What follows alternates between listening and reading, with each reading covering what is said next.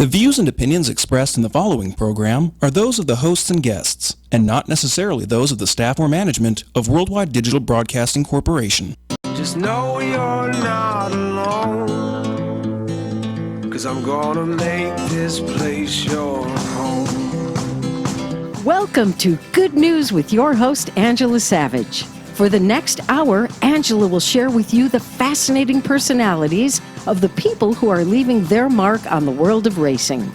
Born just 3 months after her famous father, Swede Savage was fatally injured in the 1973 Indianapolis 500 and separated from the sport for her entire life, Angela's eyes were opened wide when she went to Indy for the very first time in 2014.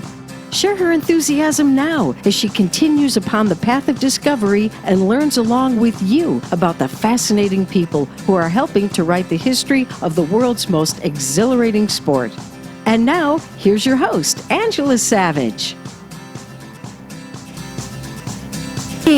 Good morning and welcome to Good News with Angela Savage. I just want to thank you so much for being with me on my first show of my second season, thanks to my new sponsors, Molex and Mauser Electronics. I'm so excited to be back in the studio here, and I've got some great guests for you today.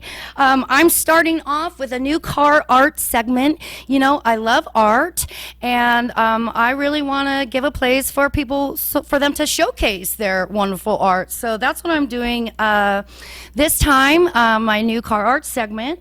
Alex Wakefield is my artist for today. Are you there, Alex? Yes, ma'am. How are you? I'm just great. How are you today? Happy New Year. Fantastic. Yeah, Happy New Year to you. It's going to be a great new year, right?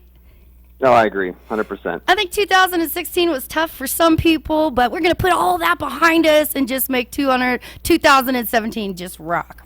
That's what we're going to do.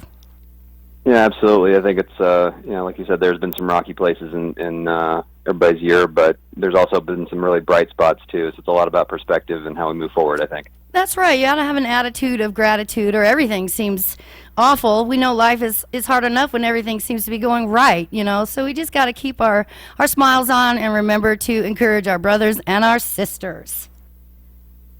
Absolutely. Let's talk about some of your art. Let's see. Tell me about your childhood, Alex. Where did you grow up? Grew up in southeast Iowa, about a half mile from a local dirt track, and my dad just had me watch races on his lap as a baby, and he got involved with some friends doing some super modified racing at that local dirt track, and just being around the races and watching them on TV and that type of thing. It's didn't take long, as Dan Gurney said, for the virus to hit me pretty quickly. So, yeah, and once it hits you, there's no cure. There's absolutely no cure. I learned that myself in 2014 when I went back to Indy for the first time. Something came over me, and it was like somebody plugged me into the wall, and it's all light from here on out. It's all good. When did you first become interested in racing? You told me you used to sit on your daddy's lap and watch the race. I think that is so sweet. That is just a sweet visual in my head. I wish that I had got to do the same thing, but I'm glad you did. At what age did you discover you had artistic talent, Alex? I was always playing with crayons like everybody did as kids. So I wasn't really, you're just playing and having fun. And I don't know. It might have been sometime when my grandmother or my dad or somebody just said, "Oh, that's pretty cool." I was like, "Oh, okay." I guess I just took it and ran with it and just kept doing it and was enthusiastic about it, and whatever I found was interesting, I kept drawing that, and it was never like homework or schoolwork or anything like that. It was just something I did for fun and just stayed enthusiastic about. And I guess it's one of those things the person that wants to be a really good baseball player eventually enjoys it. They just keep doing it. Right. It kind of became one of those things, and it was never, like I said, it was never work or a chore. It was just something I really enjoyed and seemed to come fairly easily. That's great. Sometimes, as an artist, when your art becomes work, it might take some of the magic out of it a little bit. I know that might be the case for some people. I'm not sure about yourself. So you just say you do it for a hobby? Well, there's always challenges even today because I'm always thinking of either whether it's a concept or a technique or something like that. You spend years working on your toolkit, so to speak, and learning how to, build the basics up and learn the rules before you can break them. Yeah. And understanding composition, understanding color, understanding line, all those basic fundamental elements. Sometimes, for me, I kind of go, oh, shoot, I don't remember how to do this or that, or I've been so rusty doing something that I've been doing for so long, I have to kind of come back and redevelop it. So there's always challenges, I feel. It just depends on what you're trying to do on the next project. So that's also what keeps it enjoyable is it's not just like, oh, it's an automatic thing and you just hit the print button and it just happens. Right. That's what's enjoyable. You figure things out along the way because each painting or illustration is completely different. Mm-hmm. Well, we definitely need artists and the poets, out there among us because you bring the creativity and a lot of the love. Tell me, were you one of those kids in class that were always drawing race cars on your peachy? Yeah, I was doing a lot of that. It was anything from, like, I was always interested in colors, so I even, like, especially when the Olympics would come on, I would always draw the country's flags and that type of thing. That was always interesting to me.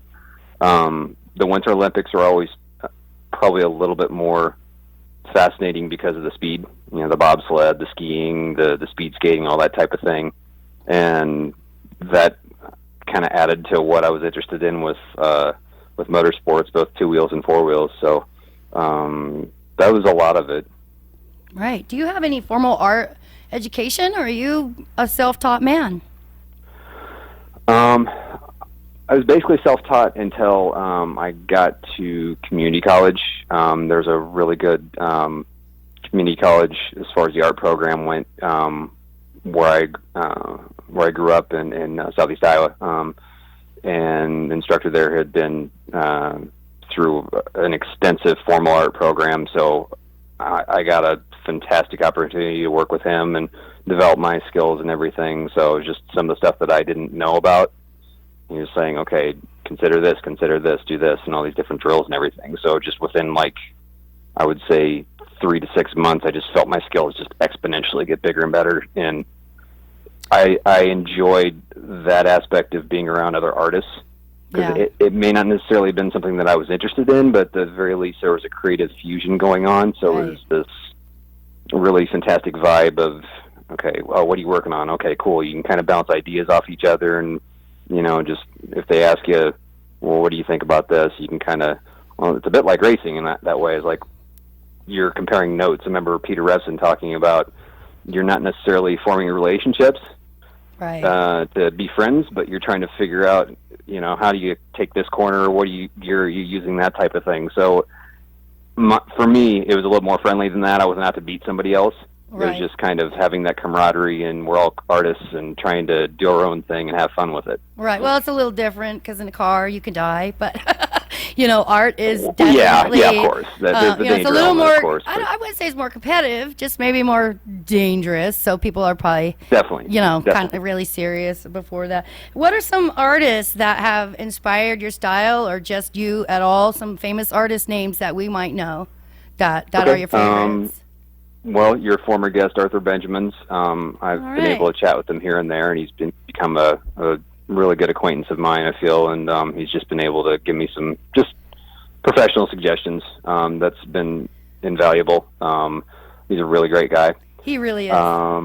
Yeah. I mean, I saw the interview you guys had, and it was fantastic, so I was even able to get to know his history a little bit further. He's a fascinating guy. Right. He did that piece on my dad's STP 40 car, which is so beautiful, and also That's for a beautiful sale. Car. If you're interested, That's a beautiful painting. Let me know. It is. It's, I used to have a lot of trouble loving that car for obvious reasons, and then it just kind of struck me one day that that's the car I need to love the most. First of all, it was the most beautiful car I've ever seen. You can't hold it against him, and second, that was that was a pinnacle of his career too, and also, you know, hitting the wall. I believe his spirit went through there. So I've changed my whole brain about that car. It used to bring me grief, you know, and I hate that car, but I can't hate it anymore. I love it. In fact, I have a few pieces of it in my house. I hope that doesn't sound too morbid, but to me, it's like it's just very, very sacred. So we gotta embrace that 40 for sure. Have you? Go ahead. Cool. It's a cool attitude. Thank you. I was just going to say, though, there's a couple others. John Sager Sargent, the late 1800, early 1900 painter. He, for those of you who don't know, he did the portrait of President Theodore Roosevelt.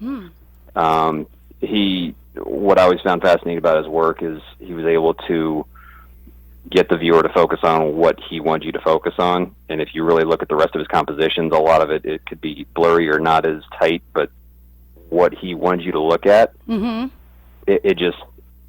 compositions always click with his stuff. So I've always been fascinated with his work. Now, have you ever Miles Nakaoka is another automotive artist. He's fantastic. He's from Hawaii. He's got a lot of vibrant color, a lot of huge motion in his compositions. And then a friend of mine, Paul Chenard, he's another great artist who's able to cut out a really fantastic niche in the automotive art world. I really like his stuff too. He's a great guy. He is a great guy. We're connected on social media.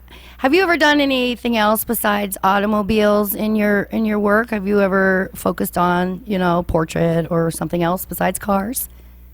Yes, did a lot of portraiture through school. A lot of still life stuff. You know, like I was talking about in community college. Our professor, he would have us do still lives and all that type of thing. So it was a lot of real nuts and bolts, fundamental skill work, but it's very rewarding when you understand why it's working for you and what it can do to, again, build that toolkit and make you that much better as an artist for what you're trying to do.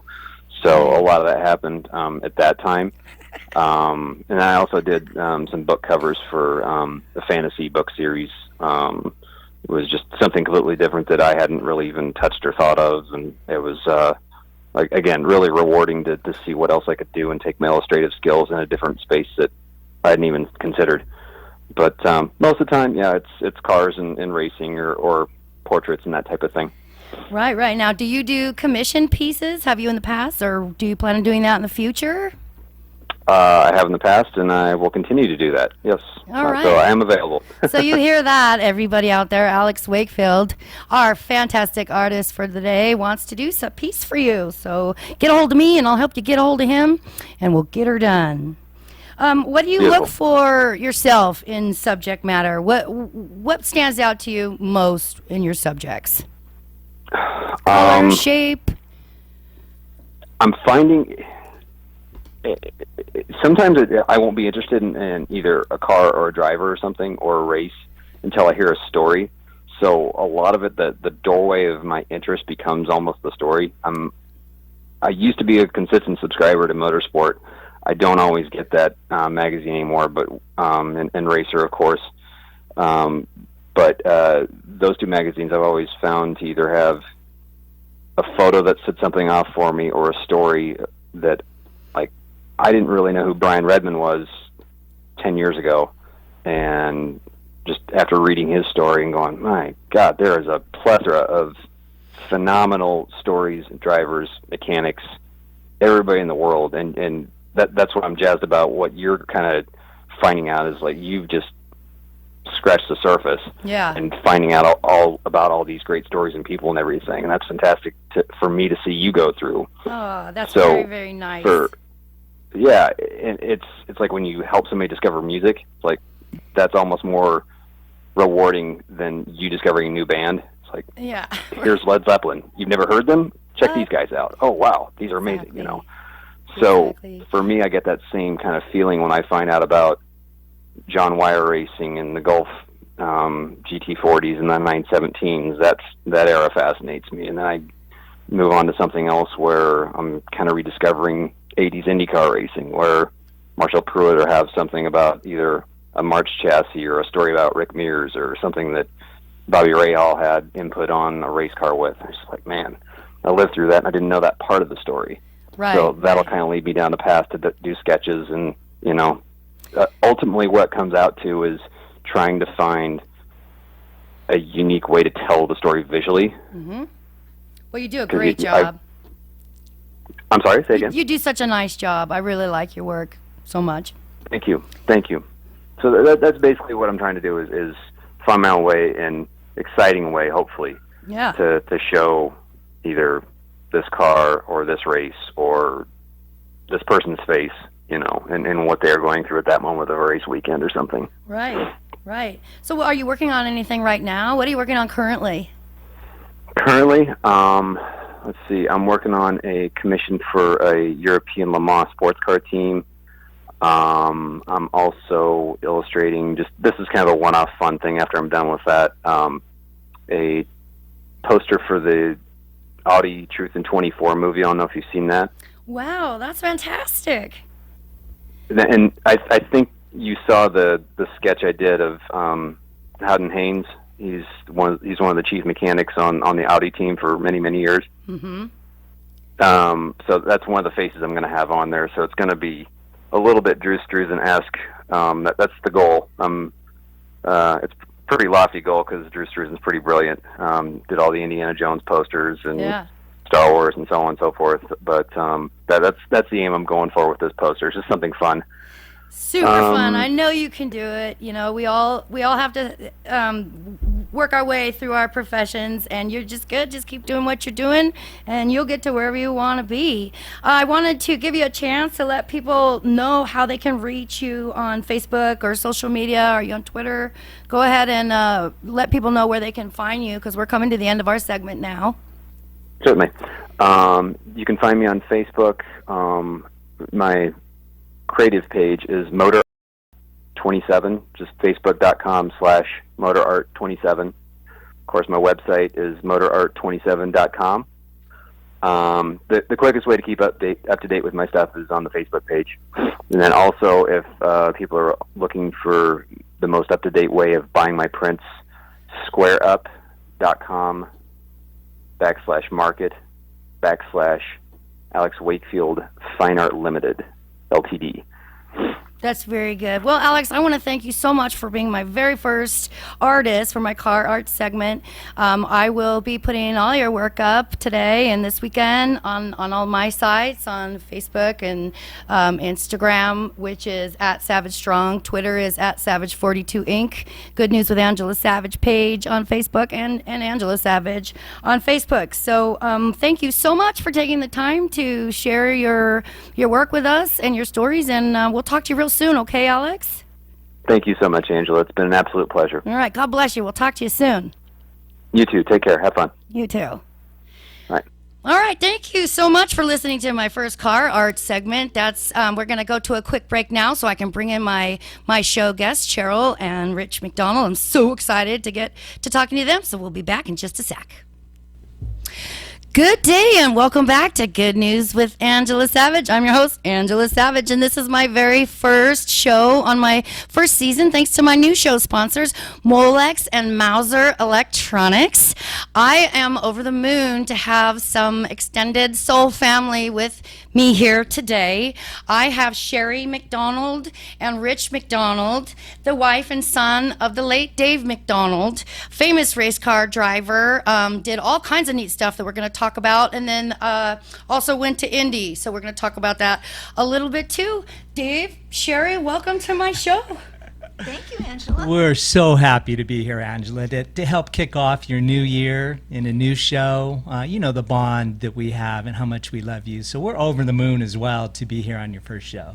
I really Thanks for appreciate having that. us. There's no one else I'd rather start my season off than with you two, especially after this wonderful experience that we had together this year at the Indy 500. That was great. The 100th running of the Yes. Indy 500, right? Oh man, we just we really bonded. We'll talk about that a little bit more. Let's get the show going because it goes so fast. Let's go. Rich, you had some exciting career news that you shared on social media just a couple days ago. Tell us what you got going on now. Yeah. I actually start a new job this coming Monday, It's with a small company in Orange County, California. It's a company that builds and sells vintage supercars, so recreations of the cars that used to run in the 60s, cars that actually my father ran to glory back in the 60s. So I'll be doing sales and promotional work for them. So I'm really excited to get going with them. That is so great. You know, the vintage thing is just really blowing up right now. I think a lot of people are nostalgic for some of the older times, and you know, we all know things have changed. You know, with the whole racing thing, you know, it's just different than it was back in the old days, and people, they want that nostalgia. So this company, you know, doing these, I want one. Yeah. Is there one for me too? I'll give you a good discount. Call me. Okay, I'll give you a call. Check's in the mail. Tell us how the whole idea of coming to Indy the first time, how did that come about? Well, I had not too long after I joined Facebook, it was about a year and a half ago, guy named Doug Hardwick. He's with the Indianapolis 500 Gordon Pipers. He reached out to me, messaged me, and said, hey, you know, here's a crazy idea, Rich. You know, what if you and your mom came out to Indy for the 100th running and you were my guest at the Indianapolis 500? And I'd never been, you know, so it sounded like a really good idea to me. I was open to the invite, but I knew that my mother, you know, wouldn't want to go. The last time she was there was 1964. She witnessed my father dying. So I just didn't think she'd go. So I told Doug that I'd love to go, but is it okay if I take my wife? And he said, sure, no problem. That'd be great. So I asked my wife, and she said sure, she wanted to go. And then we got to thinking that, you know, maybe we should just at least ask my mom to see if she wanted to go. I mean, I know she's going to say no, but let's just have her be able to have the opportunity to say no. So I called her on the phone, and I was a little nervous asking her. It's a big question, right? It's a big, big question. You know, she hasn't been there since 1964. And so I told her the situation, and I asked her, and there was a long pause, like at the end, and I thought, oh man, I shouldn't have done this. Oh. And I was shocked when she said, sure, I'll go. Just like so, that. I mean, that was something. So here we are. Now both of us are going to go to the 100th running. Yeah, just you know, it's full circle as it should be. You know, I'm sure the track was just as happy to see you as you were to get back there. You know, it kind of puts sort of a Band-Aid on some of these tragedies that unfortunately we've been, you know, connected to. So I think maybe by going back, we're bringing back a better memory than maybe the one that. Sure. Than the crash. You know, 100%. We're putting happier memories on top of the sad memories. I remember they set up a special moment for the three of us to go out and spend some time in Turn 4. For those of you who aren't aware, my father, Swede Savage, was involved in what ended up being a fatal crash in '73, and Dave MacDonald in '64, and along with Eddie Sachs. Along with Eddie Sachs, yeah. 64. Yeah, just it's just nice to be able to go back and put better memories on things. Now you weren't sure you wanted to go out to the Turn 4 at first. What or changed even your to mind? go. Even to go to Indy, right? Let alone go spend time in the spot where our fathers had the crashes were in the same exact spot. You weren't going to go out there. What changed your mind? What made you want to go out and spend some time at the spot? Going to, Turn 4, or actually even going back to Indy at all? Well, let's talk about just going to Indy at first, because Okay, your own son didn't think you would go, and then you surprised him. Said you Actually, would I go. surprised myself. You did. I did. It just came out of the blue. Rich was I was so happy that Rich was going to get to go, because he'd never been, and he's been so involved in categorizing and logging his dad's racing history. So I was really happy that he was going to go. And when we were talking, he said, everybody's asking about your mom. You're going to bring your mom with you, right? And so I said, okay, I'll go. And I just totally surprised myself. And then the next morning, he puts it on Facebook, and people are giving me high fives and such encouraging words. And so I thought, how can I not go now? It's a done deal. It's a done deal. It's a great story, right? Her coming back after all these years to go to the Indianapolis 500. So, I can really imagine that when Doug asked me, I think he really wanted my mom to go. But I think he was probably a little disappointed when I said, I'll come with my wife. But, who wouldn't want to see her back? And everyone treated her like royalty at the Speedway. So it was just an incredible experience. Well, I think I need to say that my mom, there's no way she would go back to the track as of now. I mean, she says Swede's not there. Why would I go? And there's so many reasons for her to go, but I respect the fact that she's not ready to do that yet. And that just, I just want to say how much I just respect you, and the fact that you did it, that you got, you put your tough shoes on and you said, I'm going to do it. You even surprised yourself. And then, judging from what it looked like, you had a great time. And were you happy that you went? Absolutely. Whereas prior to last year going, Indianapolis had nothing but a bad context in my mind. I could remember all the bad things. But going back there, everyone said such wonderful things about Dave, and that constant input. So now I have a really positive, I'm not thinking about the crash that happened at Indy. Now I have a replaced Indy picture of really nice people saying nice things about my husband. It was cathartic for her too, I believe, because, leading up to the 500, she rarely talked about that day. And I think the experience was so positive for her, during the entire week we were there at Indy, that she even opens up and talks about it today, where she never would before. So I think just going there and having her experience the place where she'd never wanted to go again, but experience it again and in a positive light from the moment we arrived to the moment we left, was very cathartic for her. And we see the change in her every day since.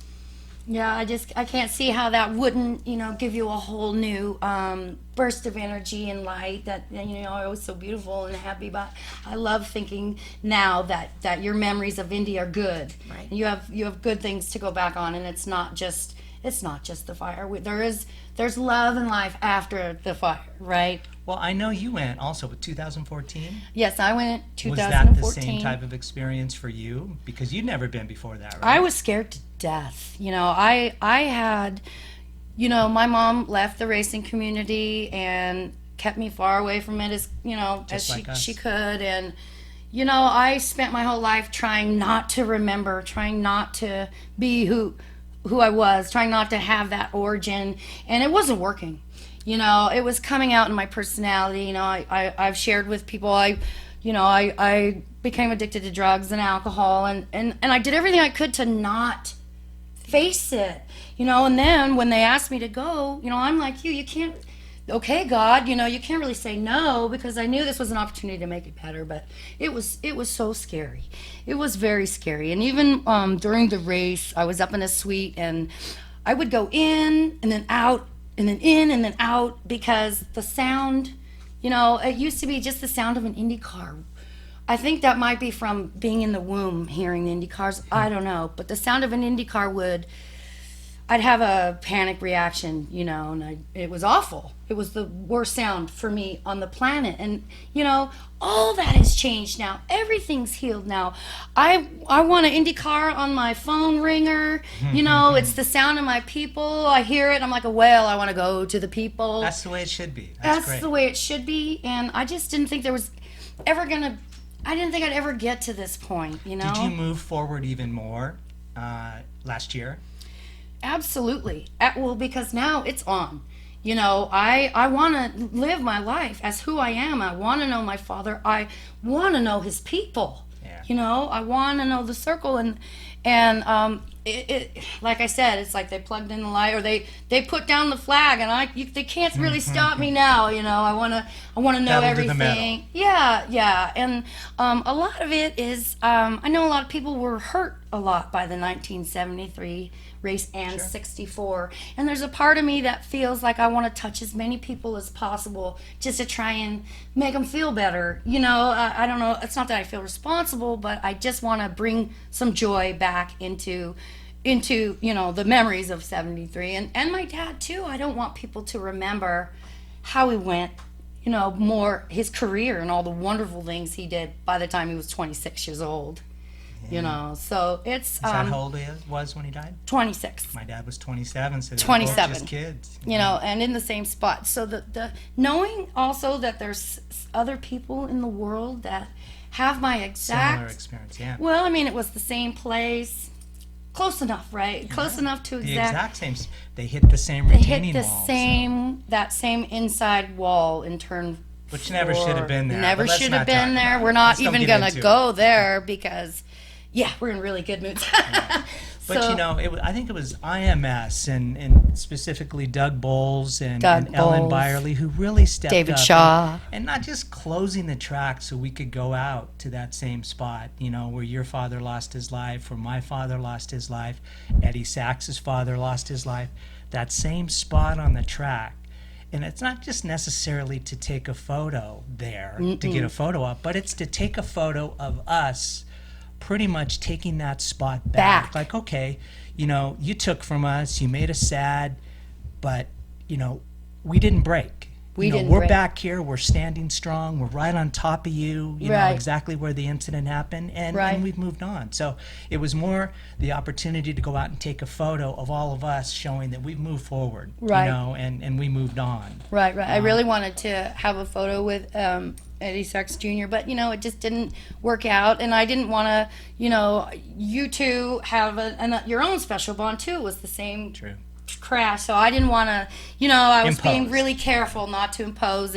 And hopefully I'll get to meet him next year because I'll be going next year. Do you think you'll go next I year? absolutely think I'll go, yes. No, But you did it. I did it, You and I have did wonderful it. memories now to replace the super sad ones, and so I'm happy. And you know what? We're all going, so you're going to be going through us Yeah. anyway. You know, do you think that now, are you going to be every year with the sticker, know- third, fourth, fifth? I don't know. I really had a good time. And it was action-packed from the moment we arrived. I was feeling for you because I could see you just getting, all over the place. yeah, you get pulled around and Yeah, IMS credentialed us, you know, for the whole week. So we just had one thing after another that we did, and it was just really great things. So we had a good time, and I really am thinking about going back again, you know, this year for the 115. But, you know, we'll have to see. Maybe I'll continue to go. If I have as good of a time this year as I did last year, I could go to the 102nd Yeah. and continue on. But I know that it's real hard to top the experience of the 100th running. I mean, they yeah. pulled out all the stops. it was amazing. It was just dreamy. And then the race, you know, and how it ended. 350,000 people there. It was amazing. You know, to me, it feels like we're back in the old days. It's the Roman Colosseum, you know, and they're all out there. The gladiators are doing their thing. It's just really, really great. What I love, too, is that now that I went back, I've connected with all of Swede's friends and fans. And, you know, on social media, this is my new family. You know, this is my circle I've been looking for forever, wandering around lost, finally found them. So I spent a lot of time, you know, just chit-chatting with whoever wants to. But I want to go back to Indy not only for the race, but that's where I'm going to go to, visit my dad. You won't see me at the cemetery. You know, I'll go there because I think that's where his spirit is. That's where I like to celebrate his life. And also his fans. You know, all year long, they're the ones that and friends, they're the ones that I'm talking to, you know, social media and stuff. So that's my chance to get back there and see everybody, right? And Well, you know, you have a really good story, Angela. I mean, come on, it's a Hollywood story. So it's easy for people to get behind. So I think everyone also is supportive of you because of your story and how, you know, you were born after your father died. So you really, I was 6 years old when my father died. So I got to know him a little bit, but you, not at all. So it's a great story, and I think it's easy for people to get behind and be supportive of you. And I think that's why you have such a big following on Facebook, and you have so many fans of your own because people want to see you be happy. And look your dad was a great race car driver, and everyone remembers him as a great race car driver.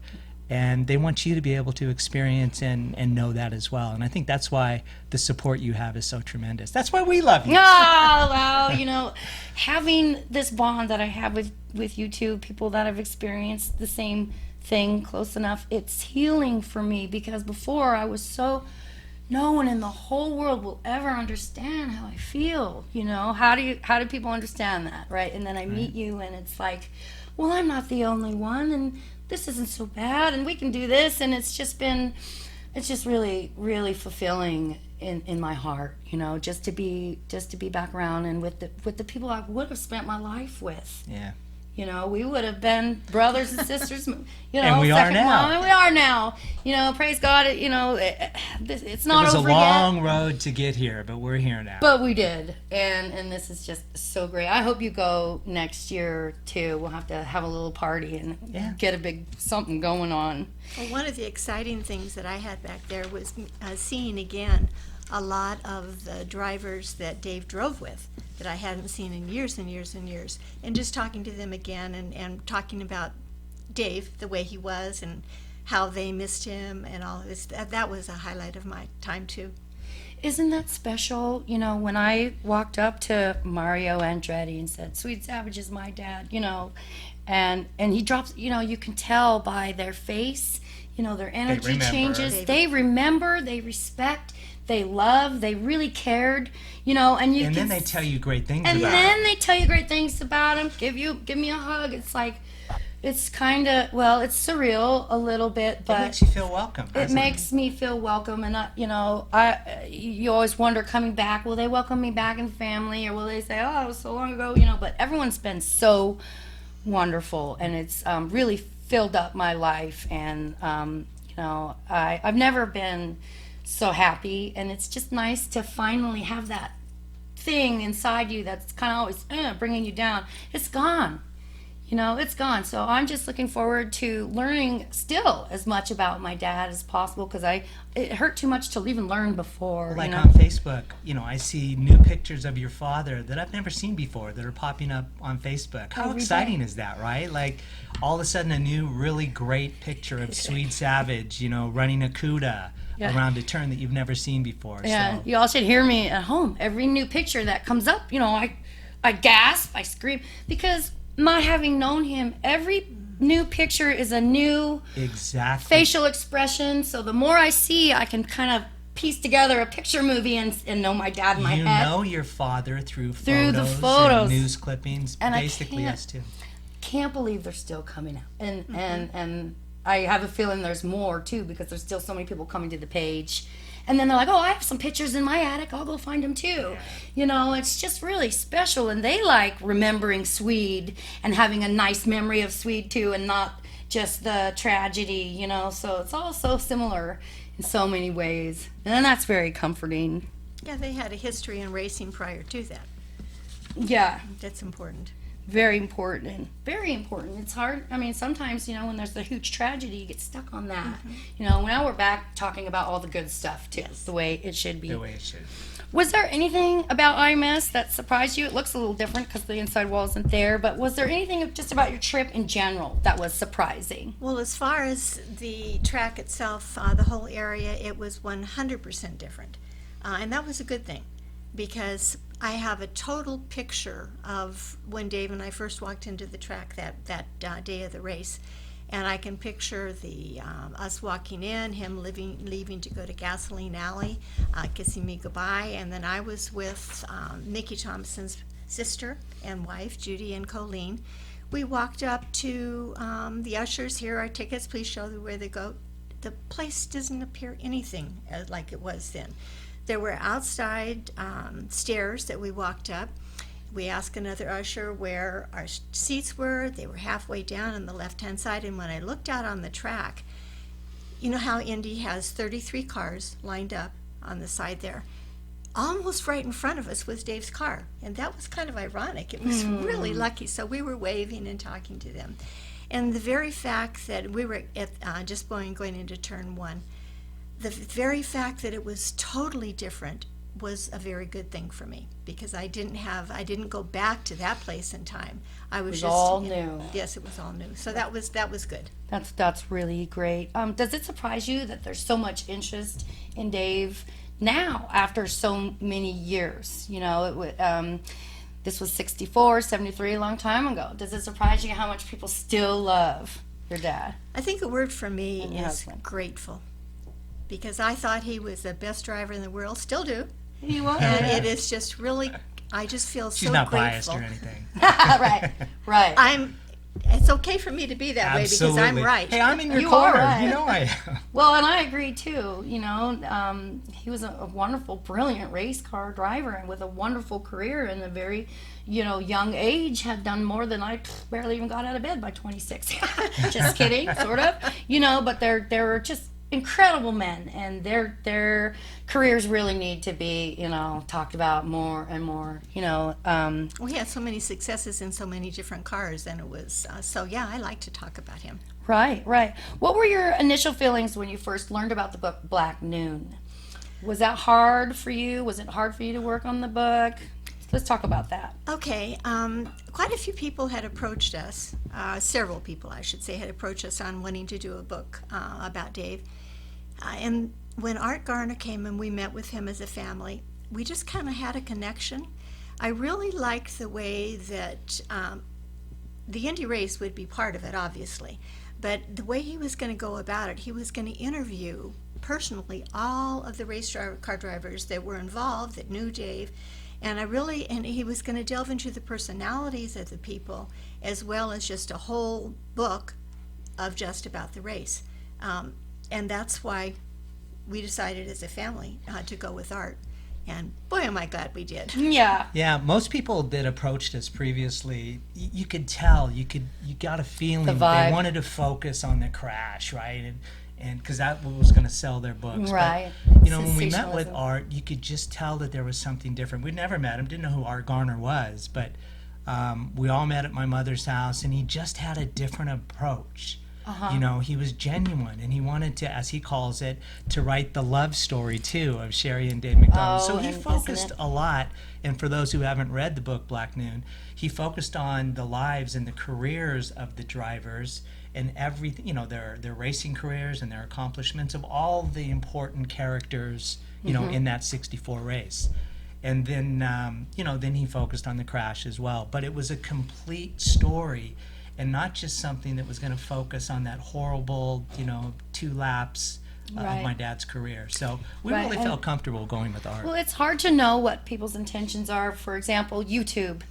It's easy for me to see what people want to watch. If I go to YouTube and type in Sweet Savage, it's just the 10 crash. million views on the 10 crash, million. yeah. Well, and it's just crash. And I'm like, well, where's the good stuff? Where's the win? So I can see how when someone starts to write a book, you wonder, are you just going for that shock factor sensationalism, or do you actually really care about the family? And they and did the it. love They were story looking at and- the bottom line, but not Art.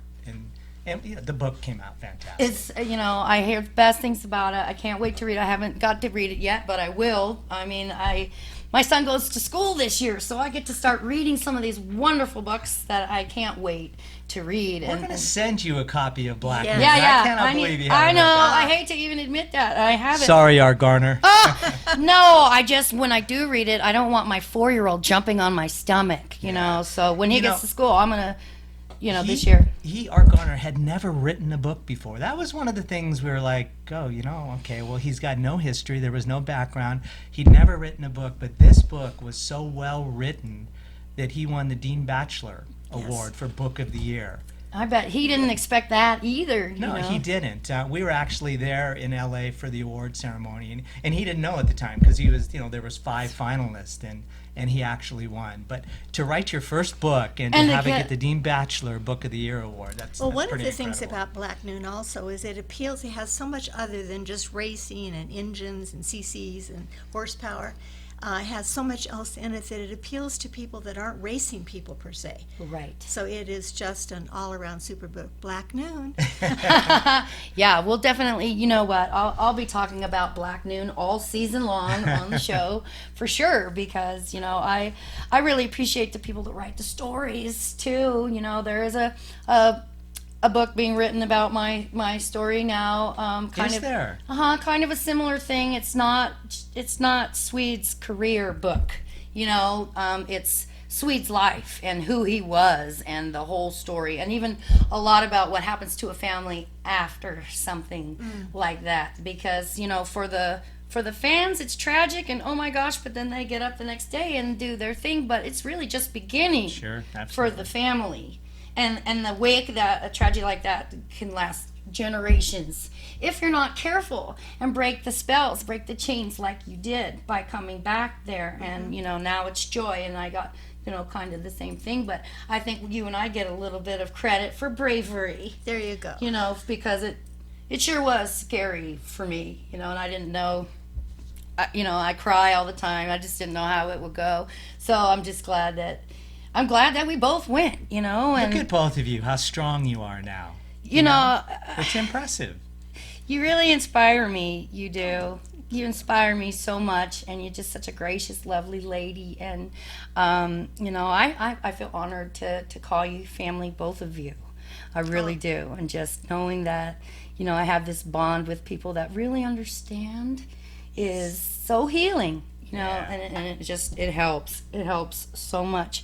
Rich, I want to hear about your daughter Kira a little bit. How has she reacted to all of this, and how does she view her grandfather Dave and you now? Yeah, you know, actually it's not just Kira, but my sister Vicky has Vicky. 2 daughters and a son, so there's 4 grandkids in the family. And you know, with all, like you mentioned earlier, that the focus now back on the vintage type cars is so big and they're so popular. I mean, it was really a great era in racing, and it's come to the fore again.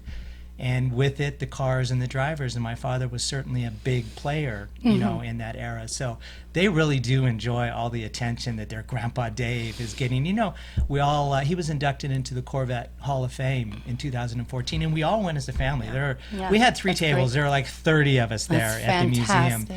And they loved it, right? Because everyone Yeah. was talking about their Grandpa Dave. So everywhere we went, you know, for the 5 days that we were there, you could just see the big smiles on their faces. So they I all, love that. not just Kira, but they all love hearing about their Grandpa Dave. They've all grown up with him. It's not. He's never been forgotten. And like the picture on before they on their way to bed, say goodnight to Grandpa Dave.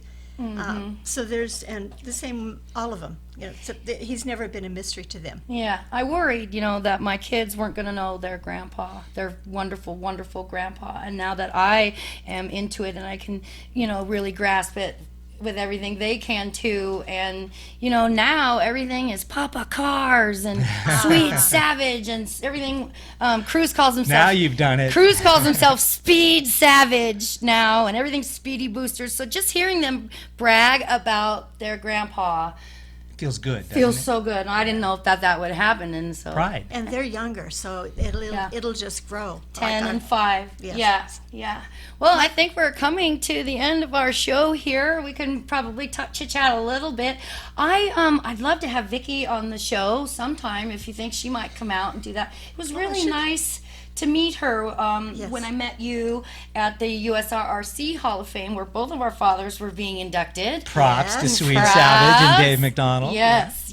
And I met her there, and you know, you may know I lost my only sister, and she was only 28. She died of leukemia. So when I looked into Vicky's eyes, you know, it's a big sister that I want, and I don't know if that's too forward. You know, would she love to actually hear feels that. the same way she about does. you. Yeah. Okay, well, And then she would we'll, love to come on. that'd be great, But you because know, I just want to know her. I really just want to be her sister. Yeah. We have similar stories because we all kind of dropped out of the racing environment, right? We did too. I mean, after my father died, my mom moved us away, right? And so I kind of grew up just a normal kid, and I knew who I my moved father away was. because of the hurt where I was. Right. Yeah, we understand that. Yeah. But so, I mean, I knew who my father was, but I grew up a normal kid playing baseball, football, basketball, that type of environment. So we kind of drifted away from the racing environment, just like you and Vicky too. So my mom got back into it first, and she started going to Shelby events, and it was, again, cathartic, and everyone remembered my father, and it was feel-good moments for her to have all these people talking very well about him. So she brought me back into the fold, and now Vicky is also getting involved and going to a lot more events than she used to. She may even go to Indy next year. We'll see. Oh, wouldn't that be something? Oh, that would just be something. Yeah, maybe I'll take her. Yeah. Since my mom doesn't want to go. Oh my gosh. Well, I think we should all try hard to be there and represent our fathers in a positive, wonderful way. Not that they need us to represent them, because boy, they sure did a lot. But they do. It's really good that we're out there doing what we're doing for our fathers, because if we don't, who is going to? I mean, there's other people that are kind of taking, taking the hand off too, but who's going to present our fathers in the best light other than you and I? Yeah, So we need the to keep real moving family, forward. not Right. somebody else, not anybody else. Yeah, wouldn't that be neat? All right, well, I think we're going to go ahead and start to close up the show. It's been so nice. I know. Doesn't it go fast? Yes, it does. It just goes so fast. We've got a lot more to say. I about think your we need dad. another Yeah. half an hour. We need to I explore know. Who's going to pay this for it? program. I know. So what do you think? Maybe next time I'll come down to Corona area and we'll do another show, out in the field or something. I want to come hang out with you a little bit more now that you got this new fun job. I want to see the shop. Oh, Well, the it's a shop's in beautiful Irvine. The company is Superformance. I mean, it's great. They build beautiful cars, and there's lots of really good manufacturers in this space, but Superformance is the best, and they build the cars very accurate and authentic to the originals. So I'm really excited, and I think the cars the Cobras that they make. They're licensed by Shelby American. They're recognized by the Shelby World Registry. I think the Dave MacDonald old school DNA that I bring to the company. I think it brings it full circle, if you will. Well, yeah. and connects that link. So I'm really excited to get started. Well, please know that, my show is an open line for you. You call me anytime you want, be a guest anytime you want. I want you to keep me updated on your new job and what's going on there at the shop. I want to come down and see it too. Yeah. So I'll take you for a couple of test drives. Oh How's yeah. that? That'd be fun. How fast do you want to go? I want to go Super fast. super fast. Extra speedy surprise. boosters on this one. Yeah. No, it's I'm not afraid of speed, so let's go rip up some pavement somewhere. Well, I hope you speed ahead this year in your new career. We wish you nothing but the best. I think you're going to be successful. It was great to be here. It's a great environment. You're a super host. And we wish you nothing but the best of luck. Thank you. I love you both with everything that's inside me, and I can't wait to just be in your life and spend more time with you, and we're going to really not let anyone forget our dads and put them on the pedestal that they belong. Can we close it with a Let's three-way close it hug with a on air? three-way hug.